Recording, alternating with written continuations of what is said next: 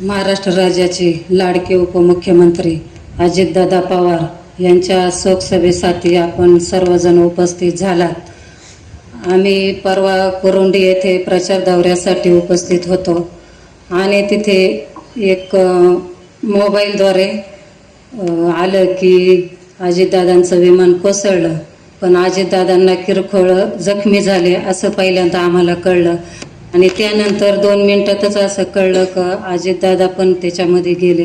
तर त्यावेळेस आमच्या पायाखालची जमीन हादरली आणि आम्ही प्रचार बंद करून लगेच घरी गेलो।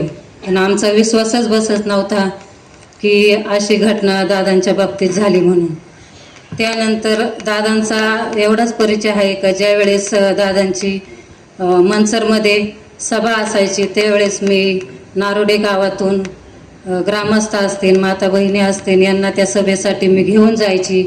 पण महिलांमध्ये एवढंच ऐकायला यायचं की दादांचं भाषण, दादाचं वक्तृत्व, शब्द हे माझ्या महिलांना खूप म्हणजे आवडायचं।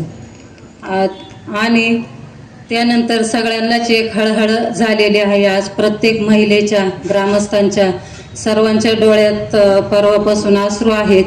तर मी माझ्या पेठ घोडेगाव गटाच्या वतीने दादांना आणि उपस्थित असलेले सर्वांच्या वतीने, पंचायत समिती गणाच्या वतीने दादांना भावपूर्ण श्रद्धांजली अर्पण करते। ओम शांती।